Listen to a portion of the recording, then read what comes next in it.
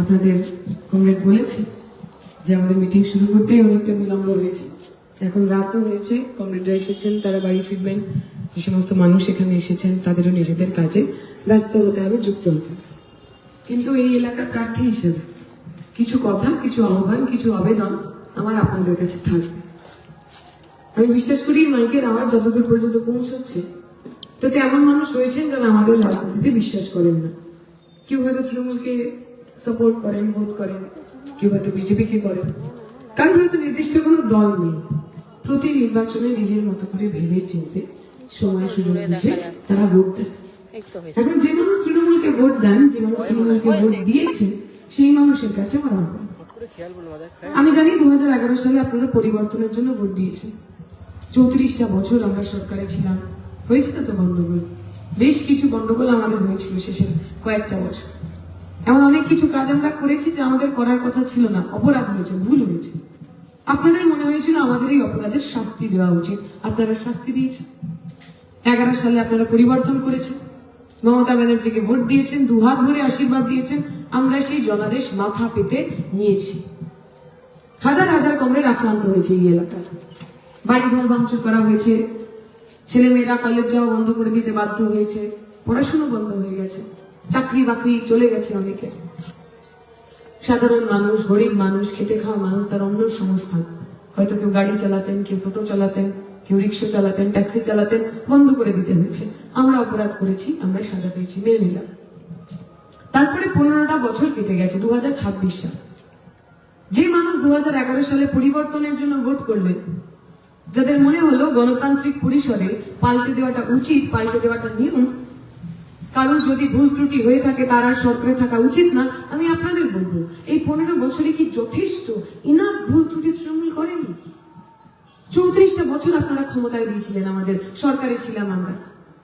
মনে করতে পারেন 34 বছরে একটা এমন বছর আমি আপনি সাধারণ মানুষজন পরীক্ষা দিয়ে এসএসসি দিয়েছেন, পিএসসি দিয়েছেন, প্রাইমারি টেট দিয়েছেন, পরীক্ষার রেজাল্ট বেরোনোর পর জানা গেল এমন অনেক মানুষ চাকরি পেয়েছেন যারা খালি খাতা জমা দিয়েছেন। শুনেছেন কখনো? 34টা বছরে, 34টা বছরে শুনেছেন? 26,000 ছেলে মেয়ে, 26,000 মাস্টার মশাই দিদিমণি, যারা আপনার বাড়ির ছোট ছোট ছেলে মেয়েগুলোকে স্কুল কলেজে পড়াতো, স্কুলে পড়াতো, প্রাইমারি স্কুলে পড়াতো, তাদের এক ধাক্কায় চাকরি চলে গেছে। শুনেছেন কখনো? অপরাধ হয়নি? তৃণমূলের আমলে এগুলো অপরাধ নয়? শুনেছেন কখনো? পশ্চিমবঙ্গের বুকে ইলেকশন হচ্ছে, যে আমার আগে বক্তা বলছি, এসএফআই এর কর্মী নেতা, যে এর আগে নির্বাচন হচ্ছে, 2011 নির্বাচন হচ্ছে, ভাষ্যটাকে, নির্বাচনী ভাষ্যটাকে, ডিবেটটাকে নিয়ে হচ্ছে কৃষি বনাম শিল্প। কৃষি হবে না শিল্প হবে? সিঙ্গুরের জমিতে 3 ফসলে 2 ফসলি, 1 ফসলি জমিতে কৃষি হবে, নাকি সেখানে শিল্প তৈরি করা হবে, ভারী শিল্প তৈরি করা হবে? আমরা টিভি খুললেই শুনতাম শিল্পায়ন, জমি অধিগ্রহণ, কৃষকদের ক্ষতিপূরণ, এই শব্দ বন্ধগুলো কানে আসতো। আমি আপনাদের জিজ্ঞেস করবো, যারা 11 সালে পরিবর্তনের জন্য ভোট দিলেন, এখন যখন ডিবেট করেন, এখন যখন ডিবেট শোনেন, এখন যখন টিভি খুলেন, শুনতে পান শিল্পায়ন কথাটা লাস্ট কবে শুনেছেন বলুন তো? জমি অধিগ্রহণ কথাটা লাস্ট কবে শুনেছেন? শিল্প বনাম কৃষির ডিবেট লাস্ট কবে শুনেছেন? শুনেননি।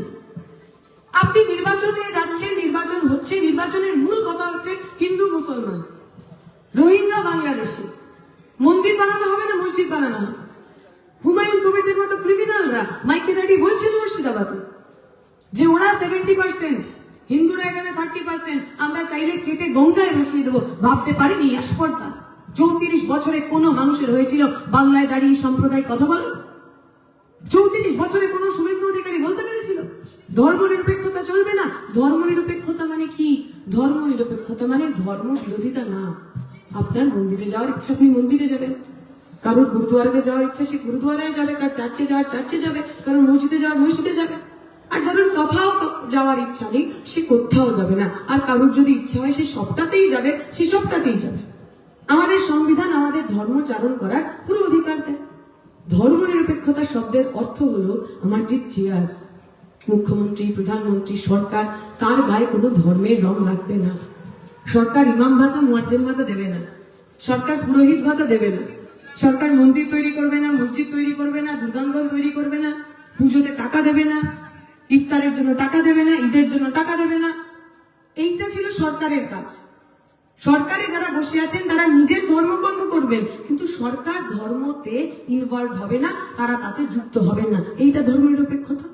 শুভেন্দু অধিকারী দাঁড়িয়ে বলে দিলেন ধর্মনিরপেক্ষতার জায়গা নেই। জেলে পড়লেন না কেন ওকে? মমতা ব্যানার্জি জেলে ঢোকালেন না কেন? হুমায়ুন কবিরকে ওই সাম্প্রদায়িক কথা বলার পর জেলে ঢোকালেন না কেন? ছেড়ে রেখেছিলেন কেন? 34 বছরে যে সাম্প্রদায়িক দাঙ্গা আমরা একদিনের জন্য বাংলার মাটিতে দেখিনি, 11-র পর অহরহ দেখলাম, বারবার দেখলাম। মনে কষ্ট হয় না? যন্ত্রণা হয় না? সন্দেহ হয় না? যে বাংলা এত বছর একসাথে রইল, যে বাংলা এত বছর হিন্দু মুসলিম মানুষ পাশাপাশি পাড়ায় থাকলো, এই আপনাদের এলাকাতে আমি দেখছিলাম ঈদের পরে প্রোগ্রাম হচ্ছে। আমরা যে এলাকায় থাকি একেবারে উদ্বাস্তু এলাকা, আমাদের আশেপাশে অন্য কোনো ধর্মের মানুষ বিশেষ থাকেন না। আমরা খুব মুসলমান মানুষদের সাথে একসাথে বড় হওয়া দেখিনি। আমি প্রথম দেখলাম আপনাদের এলাকায় ঈদের পর প্রোগ্রাম হচ্ছে, ঈদকে কেন্দ্র করে প্রোগ্রাম হচ্ছে, তাতে দর্শক আসনে যারা বসে আছেন তাদের বেশিরভাগটাই হিন্দু। যে গান গাইছে মঞ্চে তিনি হিন্দু।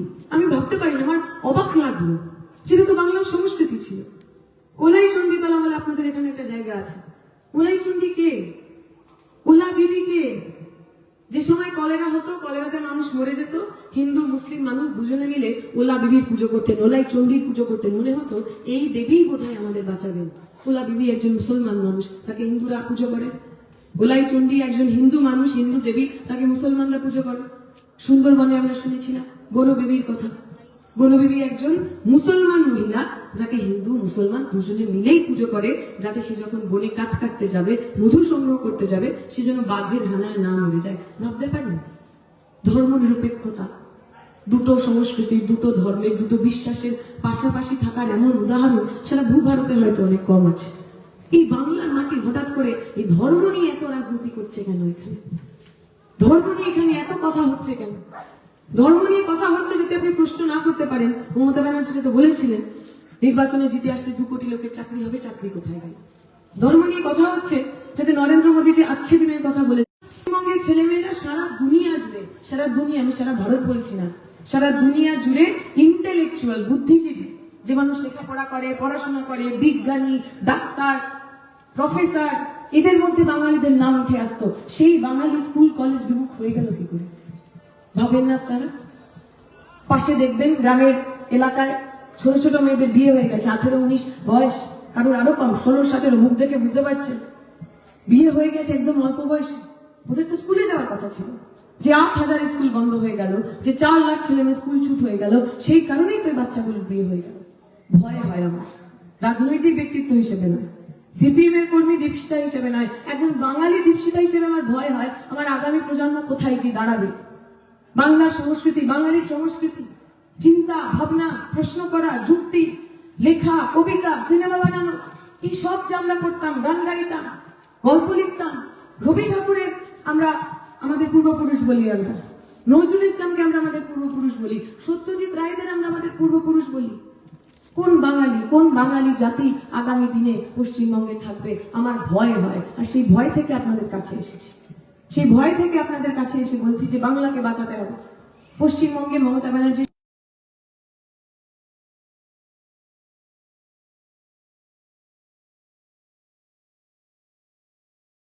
আর এই তৃণমূলই বিভিন্ন জায়গায় হিন্দি সাম্রাজ্যবাদ তাকে প্রশ্রয় দেয়। দেখবেন তৃণমূল লিট্টি চোখা উৎসব করে, অসুবিধা নেই, লিট্টি চোখা উৎসব করুক। হিন্দি দিবসে বড় বড় করে উনি মমতা ব্যানার্জি ছবি দেন। আচ্ছা, হিন্দি দিবস কেন? বাংলা দিবস তো নয়। বাংলা দিবস বলে তো কিছু হয় না, তামিল দিবস বলে তো কিছু হয় না, মালায়ালাম দিবস বলে তো কিছু হয় না, উড়িয়া দিবস, পাঞ্জাবি দিবস, কোনো দিবস নেই, খালি হিন্দি দিবস কেন? সেই হিন্দি দিবসের বার্তা মমতা ব্যানার্জিকে দিতে হবে কেন? আপনি দেখবেন, আমি যে এলাকায় থাকি দ্বারকেশ্বরে, অনেকেই যান এখান থেকে জল ভরে বাবার কাছে। ওই পুরো শ্রাবণ মাসে ওই পুরো জিটি রোড ধরে বিভিন্ন জায়গায় স্টল হয়, একদম গায়ে গায়ে স্টল হয়, জলচ্ছত্র, জল খাওয়ানো, প্রসাদ খাওয়ানো, ইত্যাদি ইত্যাদি। যে মানুষ অতটা হেঁটে আসছেন তাদের পায়ে হাত পায়ে মলম লাগিয়ে দেওয়া, পরিষ্কার করে দেওয়া। তৃণমূলের বিভিন্ন লোকজন তাতে স্টল লাগান। আমি গতবার দেখছিলাম, আমি মিটিং করতে যাচ্ছি ওই পথ দিয়ে, আপনি পুরো রাস্তাটা যাবেন অ্যাটলিস্ট 10-15 কিলোমিটার জিটি রোড ধরে, একবার আপনি একটা বাংলা গান শুনবেন না, একটা বাংলা গান না। আচ্ছা, শিবের জন্য বাংলার মানুষ গান লেখেননি? শিবের গাজনের গান বাজানো যায় না? গম্ভীরার কথা তো আমরা শুনেছি, শিবেরকে নিয়ে লেখা, শিব পার্বতী তাদের কথাবার্তা নিয়ে গম্ভীরা লেখা, তাদের বিভিন্ন সামাজিক জিনিসপত্র তুলে ধরা হতো। গম্ভীরা গান বাজে না তো, চটুল হিন্দি ভোজপুরি গান, সেই গান ওই পুরো রাস্তাটা জুড়ে বাজতে বাজতে যাবে। আর যারা ওই স্টল গুলো করে, যে স্টলে এই গানগুলো বাজে, সে সব কটা তৃণমূলের তৈরি করা স্টল। তারা বলছেন বাংলা বাঁচাতে হবে। আচ্ছা, বাংলা মিডিয়াম স্কুল বন্ধ হয়ে গেলে বাংলা বাজবে কি করে? ছেলেমেয়েরা বাংলা না পড়লে, বাংলা না বুঝলে, বাংলা না জানলে বাংলা বাজবে কি করে? মমতা ব্যানার্জিরা বাংলার নামে আপনার কাছ থেকে ভোট চায়, বাঙালির নামে আপনার কাছ থেকে ভোট চায়, কিন্তু বাংলার জন্য কি করেছে? অন্য সমস্ত রাজ্যগুলোতে WBCS বা তাদের যে সরকারি পরীক্ষা, তাতে বাংলা বাধ্যতামূলক হয়, পশ্চিমবঙ্গে নয়। মমতা ব্যানার্জি বলেছিলেন করবেন, বলে তার কথা থেকে পিছিয়ে এসছেন। প্রশ্ন করবেন না? প্রতিদিন বলবেন বহিরাগতদের কথা, বিজেপি বহিরাগত, তাকে আটকাতে হবে। আচ্ছা, শত্রুঘ্ন সিনহা বহিরাগত নয়, কীর্তি আজাদ বহিরাগত নয়, ইউসুফ পাঠান বহিরাগত নয়। পশ্চিমবঙ্গে কি তৃণমূল নেতা কম পড়িয়েছে যে বাইরে থেকে লোকজন এসে এখানে আপনাকে নির্বাচন লড়াতে হবে? তাহলে এই যে বাংলার যে মনন ছিল, বাংলার যে কৃষ্টি ছিল, তাকে ধ্বংস করেছে তৃণমূল। স্কুল বন্ধ করে ভাবনার জগৎটা শেষ করে দিয়েছে। যা আমাদের ফিল্ম ফেস্টিভ্যাল হতো, যেখানে আগে সত্যজিৎ রায়ের সিনেমা দেখানো হতো, সেখানে এখন মমতা ব্যানার্জির বায়োপিক। মমতা ব্যানার্জি জীবনে কি করে আন্দোলন করলেন, সিঙ্গুরের সময় কি করে চকলেট আর স্যান্ডউইচ খেয়ে অনশন করলেন, সেগুলো দেখানো হচ্ছে। একটা সময় ছিল আমরা রবি ঠাকুরের কবিতা পড়তাম, এখন আমরা মমতা ব্যানার্জির এপাং ওপাং জপাং করছি। এখন বঙ্কিমচন্দ্রের কবিতা, বঙ্কিমচন্দ্রের কাব্য, রবি ঠাকুরের কবিতা, নজরুলের কবিতা পড়লে আপনি বাংলা শিখবেন। এপাং ওপাং জপাং মিনি চিমি কিমি এইটা করে আপনি শিখবেন তা কি? ইতিহাসে পড়ানো হতো বাংলার ইতিহাস, বাংলার আন্দোলনের ইতিহাস। এখন পড়ানো হচ্ছে অনুব্রত মণ্ডল কত ভালো লোক ছিল। এখন পড়ানো হচ্ছে সিঙ্গুরে যখন ওই জমি আন্দোলন হচ্ছিল, তখন বেচারাম মান্না ঠিক কতটা কেনা বেচা করতে পেরেছে। তাহলে আমার ছোটদের, আমার আগামী, তাদের ভাবনার জগৎটাই প্রথমে ওরা নষ্ট করে দিল। বাঙালিরা বাঙালি পড়ে রইল কি? শিক্ষা না থাকলে, চেতনা না থাকলে, ভাবনা না থাকলে বাঙালিরা পড়ে রইবে কি? আমার বাংলাতে মমতা ব্যানার্জি আসার পর আমার ছেলেমেয়েরা পরিযায়ী শ্রমিক হয়েছে। পরিযায়ী শ্রমিক মানে শুধু গরিব মানুষ না, গরিব মানুষ যাচ্ছে, আমরা তো দেখতে পাচ্ছি। কনস্ট্রাকশন করতে যাচ্ছে মুর্শিদাবাদ থেকে মিস্ত্রি, সারা দেশ জুড়ে রাজমিস্ত্রি যায়। কেরালাতে আপনি যদি যান, সেখানে বাঙালি মহল্লা তৈরি হয়ে গেছে, এত মুর্শিদাবাদ মালদা থেকে রাজমিস্ত্রি সেখানে কাজ করতে যান। আমি শুধু তাদের কথা বলছি না, তারা তো পরিযায়ী হয়েছেন। তার সঙ্গে আপনার পাড়ার ছেলেটা ইঞ্জিনিয়ারিং পাস করেছে, BBA পাস করেছিল, কম্পিউটার একটা ভালো কোর্স করেছিল, অ্যানিমেশন কোর্স করেছিল। কতজন আপনার বাড়িতে আছে? সব বাড়ি ছেড়ে কেউ ব্যাঙ্গালোর, কেউ পুনে, কেউ দিল্লি, কেউ মুম্বাই যেতে বাধ্য হয়েছে। একটু অবস্থাপন্ন মধ্যবিত্ত, উচ্চ মধ্যবিত্ত পরিবারগুলোকে দেখুন, বৃদ্ধাশ্রমে পরিণত হয়েছে। বাবা মাকে দেখার কেউ নেই। আমি নিজে 13 বছর বাইরে ছিলাম, দিল্লিতে ছিলাম। আমার মনে আছে, আমার ঠাকুরদা যখন অসুস্থ হয়ে হাসপাতালে ভর্তি হলেন, আমাকে আজকে বলেছে আমি আজকে রাতের ফ্লাইট কেটেছি, আমি কালকে সকালে যখন পৌঁছেছি তখন আমি আমার বড়দাদুকে শেষ দেখা দেখতে পারিনি, মারা গেছি। এমন ঘটনা আপনাদের ঘরে ঘরে আছে। ছেলেমেয়েরা কাজের জন্য কেউ দেশে, কেউ বিদেশে, বাড়ি ছেড়ে, মা বাবাকে ছেড়ে যেতে বাধ্য হয়েছে। তাদের দুঃখ, তাদের দুর্দিনে, শরীর খারাপ হলে অথবা আনন্দে, কোনো অনুষ্ঠানে তারা থাকতে পারেননি। দুটো মানুষ, দুটো ভাঙা জীবন একসাথে বাঁচছে। এইরকম বাঙালিদের পরিযায়ী শ্রমিক হওয়ার তো কথা ছিল না। 2006 সালে বুদ্ধদেব ভট্টাচার্য যখন বলছেন আমাদের শিল্পায়ন করতে হবে, আপনাদের এই ক্লিপটা, ভিডিও ক্লিপটা সবার মনে থাকবে। বুদ্ধ ভট্টাচার্য ঠিক এই ভবিষ্যৎবাণী করে গেছিলেন যে আমরা যদি এখন এখানে ব্যাপক শিল্পায়ন না করি, ব্যাপক এখানে ইন্ডাস্ট্রিয়ালাইজেশন না করা যায়, আমার ছেলেমেয়েরা পরিযায়ী শ্রমিক হবে। তাই হয়েছে। ফলে তৃণমূল আমার আপনার ভবিষ্যৎ বিক্রি করে দিয়েছে। তৃণমূল বাংলাকে বাঁচাবে না, বাংলাকে বাঁচাতে হবে। আর এখন যারা তৃণমূলকে হটিয়ে বাংলা বাঁচানোর কথা বলছেন, সেই বিজেপিকে তো আমি আর আপনি ভরসা করতে পারি। যে বাংলার পরিযায়ী শ্রমিক বিজেপি শাসিত বিহার, হরিয়ানা, উত্তরপ্রদেশ, দিল্লিতে গেছে, কাজ করতে গেছে, তাদেরকে বাঙালি বলে, বাংলা বলার অপরাধে বাংলাদেশি বলে তাদেরকে পিটিয়ে খুন করা হয়েছে। তাদেরকে তো আমরা বিশ্বাস করতে পারি না। যে বিজেপি হিন্দি, হিন্দু, হিন্দুস্তানে বিশ্বাসী করে, তাদের আমরা বিশ্বাস করতে পারি না। আর আপনারা যারা ভাবছেন আচ্ছা এগুলো কোনো ব্যাপারই না, তৃণমূল খারাপ, একদম ঠিক। তৃণমূলকে তাড়াতে হবে, একদম ঠিক। তৃণমূলকে তাড়াতে হবে বিজেপিকে দিয়ে। বিজেপি আসলে তৃণমূলকে টাইট দেবে। আচ্ছা 2019 থেকে তো আপনারা বিজেপিকে ভোট দিচ্ছেন। প্রতিবার আপনারা বিজেপিকে ভোট দিয়েছেন, প্রতিবার তৃণমূলের আসন সংখ্যা আরো একটু বেড়েছে। প্রতিবার আপনারা তৃণমূলকে ভোট দিয়েছেন, আর প্রতিবার তৃণমূল আরো পাকাপাকি করে পশ্চিমবঙ্গে জায়গা করে নিয়েছে। কোন বিজেপি তৃণমূলকে টাইট দেবে? শুভেন্দু অধিকারী যখন তৃণমূলের নেতা ছিল, ওর ঘুষ খাওয়ার ভিডিও ইউটিউব চ্যানেলে ছিল বিজেপি। যেই বিজেপি জয়েন করলো অমনি ওয়াশিং মেশিনে একদম সাফ সুতরা হয়ে ওর ভিডিওটা ডিলিট হয়ে গেল। আপনি বিশ্বাস করেন? বিজেপি সরকারে এলে যখন তৃণমূলের সমস্ত চোর চিটিংবাজ নেতারা লাইন দিয়ে বিজেপিতে ঢুকবে, একটা লোকের সাজা হবে? আচ্ছা ছেড়ে দিন এদের কথা। পার্থ চট্টোপাধ্যায়, আমি আপনি সবাই দেখেছিলাম, অভূতপূর্ব ঘটনা। ওনার বান্ধবীর খাটের তলা থেকে কোটি কোটি টাকা উদ্ধার হলো। লাইভ টেলিকাস্ট দেখছে মানুষ, সাধারণ মানুষ। আমরা সবাই জানি ওটা চুরির টাকা, ডাকাতির টাকা, দুর্নীতির টাকা। আমি জানি, আপনি জানেন, আপনার বাড়ির ছোট বাচ্চাটা জানে, ইডি সিবিআই জানে না। এতগুলো বছর সময় পেল, একটা চার্জশিট ফাইল করতে পারলো না পার্থ চট্টোপাধ্যায়ের বিরুদ্ধে, সাজা দিতে পারলো না, ওর ঘেটে ধরে ওকে যাবজ্জীবন কারাদণ্ড দিতে পারলো না। যে ছেলে মেয়েগুলোর চাকরি বিক্রি করে তাদের জীবনটা নষ্ট করে দিল, তাদের ন্যায় দিতে পারলো না। বিজেপি তৃণমূলকে টাইট দেবে।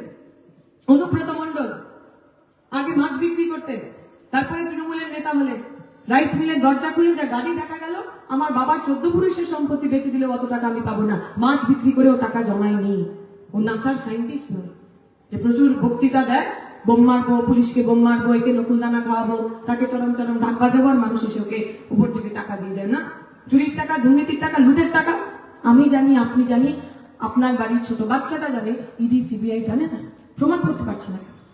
উত্তর 24 পরগনার নেতা জ্যোতিপ্রিয় মল্লিক, যে ডাকনাম আবার বালু, তো সেই বালু বাবু কত টাকার আলু খেয়েছেন আমি আপনি সবাই জানি, কত টাকার রেশন দুর্নীতি হয়েছে। তাকেও জেলের মধ্যে পড়লো, কিন্তু অভিযোগ প্রমাণ করতে পারলো না। এখন তিনি নির্বাচনে লড়ছেন। ভগবান না করুন যদি জিতে যান, তিনি আবার মন্ত্রী হবেন। তাহলে বিজেপি যদি সত্যি তৃণমূলকে টাইট দিতে চাইতো, তাহলে এই লোকগুলোকে টাইট দিত, দেয়নি, দেবে না।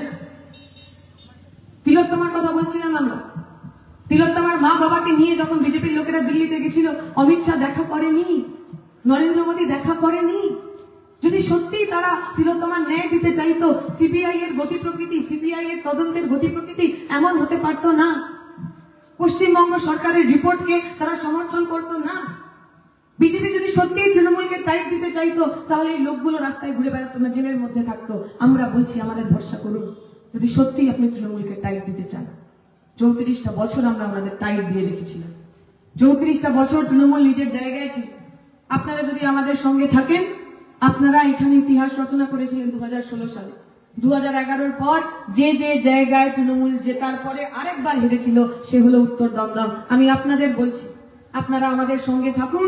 যারা যারা বিজেপির তৃণমূলকে টাইট দিতে চান, আমাদের সঙ্গে থাকুন।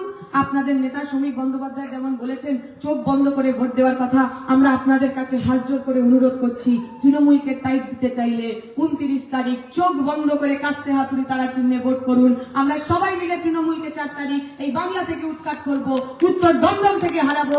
আমি আর আপনি মাথা তুলে বাঁচবো, কারুর গায়ে একটু আঁচ লাগবে না, এই প্রতিশ্রুতি আমরা দিতে চাই। আমি আপনাদের বলবো, বিজেপির সাধারণ সমর্থক অথবা আমাদের সমর্থক ছিলেন, এখন বিজেপিকে ভোট করছেন, ফিরে আসুন। বিজেপিকে দিয়ে হবে না। এই এলাকায় প্রার্থী ঘোষণা করতে তাদের 2 মাস সময় লেগে গেছে।